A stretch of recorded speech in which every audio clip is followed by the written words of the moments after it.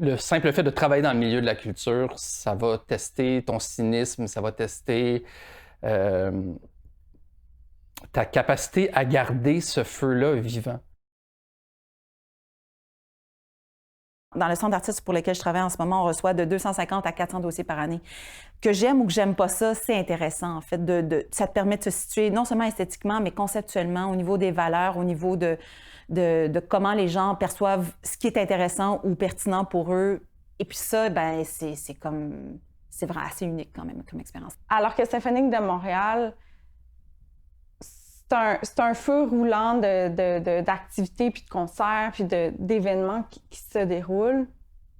Mais pour moi, il n'y a rien qui vaut le moment où je m'assois dans la maison symphonique, puis que j'assiste finalement comme à un concert.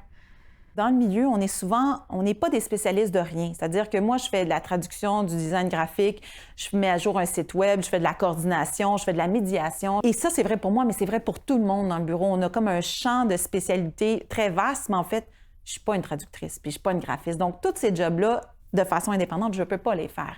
Il y a comme juste à peu près le milieu culturel, puis peut-être le milieu communautaire, où est-ce que tu fais tellement de choses. On te demande, en fait, des capacités énormes et que tu es vraiment sous-payé pour les faire, mais tu travailles dans un milieu extraordinaire.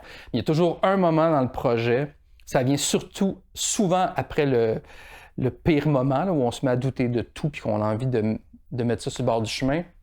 Il y a un moment de pure grâce où tu regardes tous tes partenaires, qu'il y en ait 3 ou 20, puis tu fais « Oh shit, on est en train de le faire ». Et ce moment-là est extraordinaire à chaque fois. Je me blasse pas de ce moment-là, encore.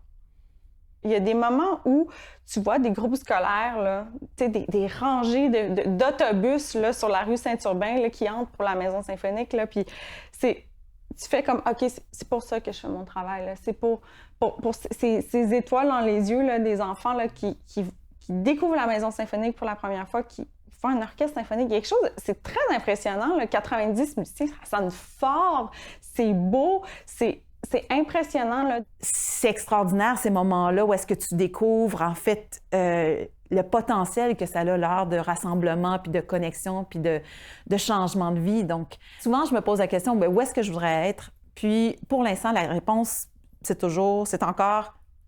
ici.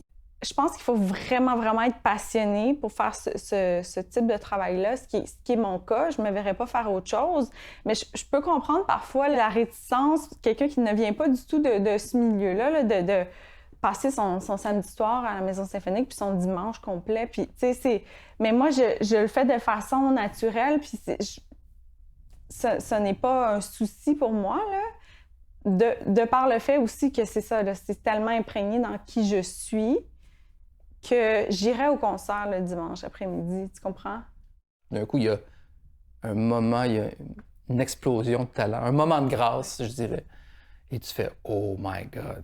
OK, je suis témoin de ça. » Entre 4 murs de béton avec un petit néon qui clignote. Puis tu fais « Oh wow! OK, on a tous vu ça. »